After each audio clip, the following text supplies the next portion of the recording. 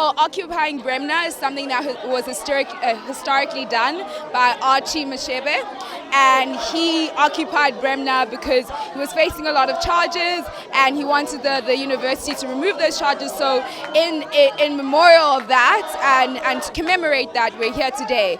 And we're having fun. And I'm here today because I want the statue to fall. And there are many reasons why I want it to fall.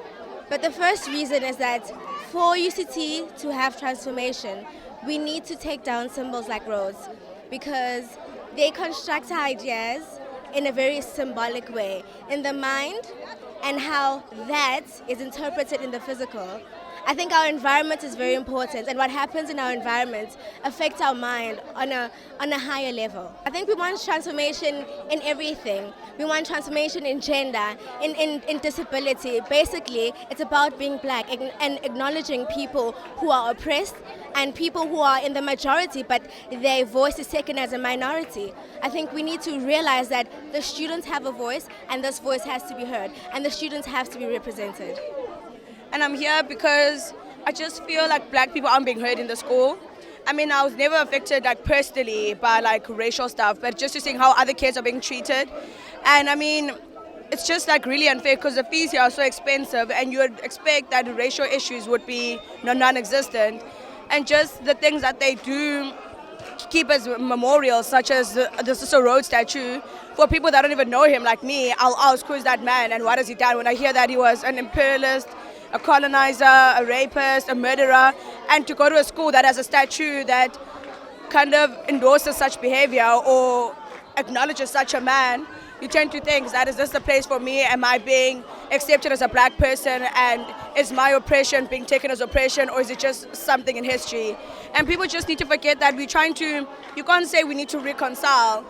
There are steps to take to reconcile, such as removing things that hurt us and oppress us. And we come to school every day to see not our history. I mean, we can read on our history so that they can make books about him, but they don't need to put him there in our faces every day to remind us of how we've been treated. I mean, I was born in '94, and that was after everything has been sorted out. But I feel like I'm still living, I'm still fighting, I'm still in arguments, which is something that I feel like my parents fought for that I shouldn't be fighting for. But I'm also in a fight fighting for my kids that I don't have.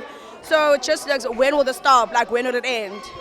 I'm here because as a black community, as black people in South Africa, for years now we've been fighting for our freedom. Apparently we have our freedom now, and it's post-1994. And the fact that this is still under debate means that there's still a problem with the things that define what freedom is. And as long as I have my freedom, I will exercise it and I will do as I wish to ensure that my children do not and will not live in the society that we live in today. And yeah. I do. I just feel like once he's able to vocalize a date and once there's proof that they're actually serious about this, then I feel like that's when we'll be a step closer to transformation, and that's when we'll be one step closer to achieving a South Africa that is fit for every single member in South Africa, and that is what is important. For if you live in a country, you want to be part of the country, and as long as we're denied the right to have our what can I say? As long as our rights are impinged upon, we will fight until we are served.